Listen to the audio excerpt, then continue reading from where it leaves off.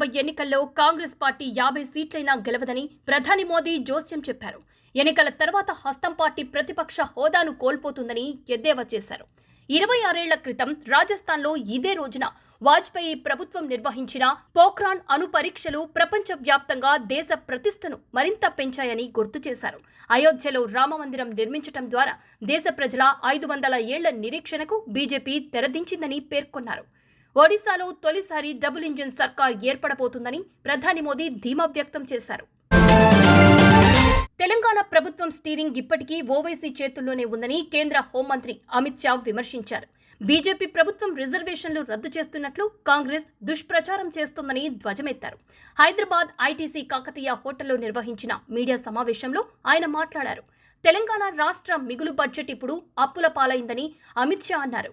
గత బీఆర్ఎస్ ప్రభుత్వం అప్పులు చేసినట్టే కాంగ్రెస్ కూడా చేస్తోందని ఆరోపించారు. మైనారిటీలకు ఇచ్చిన 4% రిజర్వేషన్లు తొలగించి ఓబీసీలకు ఇస్తామని ఉద్ఘాటించారు. గ్రేటర్ హైదరాబాద్ నగరం ఓటుకు సిద్ధమైంది. మరో 24 గంటల్లో ఎన్నికల ప్రక్రియ మొదలు కానుంది. 3 జిల్లాల్లోని 4 ఎంపీ స్థానాలు, కంటోన్మెంట్ అసెంబ్లీ నియోజకవర్గానికి ఉప ఎన్నిక జరుగుతుండగా ఓటు హక్కును వినియోగించుకునేందుకు ఓటర్లు సైతం ఆసక్తిగా ఎదురుచూస్తున్నారు. దాదాపు 10,000 పోలింగ్ కేంద్రాల్లో జరుగుతోన్న ఈ ఎన్నికల్లో 1,10,00,000 మంది ఓటు వేసే అవకాశం ఉండగా సుమారు 1,00,000 మంది ఉద్యోగులు ఎన్నికల విధుల్లో పాల్గొంటున్నారు. ప్రాంతీయ పార్టీల కూటమే ఈ దఫా కేంద్రంలో అధికారం చేపట్టబోతోందని మాజీ ముఖ్యమంత్రి కేసీఆర్ తెలిపారు. అవకాశం వస్తే 100% ప్రధాని రేసులో ఉంటానని స్పష్టం చేశారు. అవకాశం వస్తే ఎవరైనా వదులుకుంటారా? నేను అంత అమాయకున్నా, అవకాశం రావాలే గాని తప్పకుండా రేసులో ఉంటా అని చెప్పారు.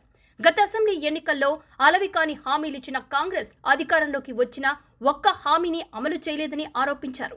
తెలంగాణ భవన్లో శనివారం కేసీఆర్ విలేకరుల సమావేశంలో మాట్లాడారు. 100% ఉంటే అవకాశం వస్తే ఎందుకుండానే అవకాశం వస్తే ఉండరు. ఎవరైనా నాకు అర్థం గమ్మతున్నాను, నీకు అంత అమాయకున్నా. అవకాశం రావాలనే కానీ ఎందుకున్నావు నాకు అర్థం కాదు. I will be in the race. మా సురేష్ భాయ్ సాబ్ నవ్వుతున్నాడు. ఆయనే రేపు కేశవరావు వెళ్ళిపోయింది కాబట్టి రేపు మా parliamentary party leader Suresh Reddy గారు కాబోతారు. ఎన్నికల నేపథ్యంలో ఏపీలో ఓటు హక్కు వినియోగించుకునేందుకు ఆ రాష్ట్ర ఓటర్లు స్వస్థలాలకు తరలివెళ్తున్నారు.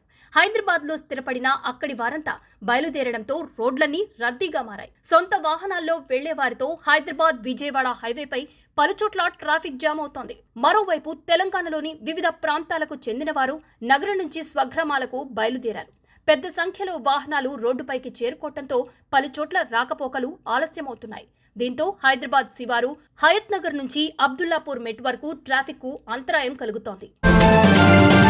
ప్రస్తుతం దేశవ్యాప్తంగా ఎండలు మండిపోతున్నాయి. ముఖ్యంగా 2 తెలుగు రాష్ట్రాల్లో 45-46 డిగ్రీల ఉష్ణోగ్రత నమోదవుతోంది. ఈ నేపథ్యంలో హైదరాబాద్ వాతావరణ శాఖ తెలంగాణ ప్రజలకు చల్లటి వార్త చెప్పింది.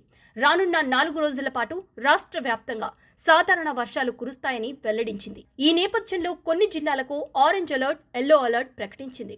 కాగా నేడు మహబూబాబాద్, వరంగల్, హనుమకొండ, కొత్తగూడెం జిల్లాల్లో భారీ వర్షాలు కురవనున్నాయని వాతావరణ శాఖ పేర్కొంది. అలానే రంగారెడ్డి, భువనగిరి, హైదరాబాద్ జిల్లాల్లో అక్కడక్కడ ఈదురుగాలులతో కూడిన వర్షాలు పడే అవకాశం ఉందని వాతావరణ శాఖ హెచ్చరికలు జారీ చేసింది.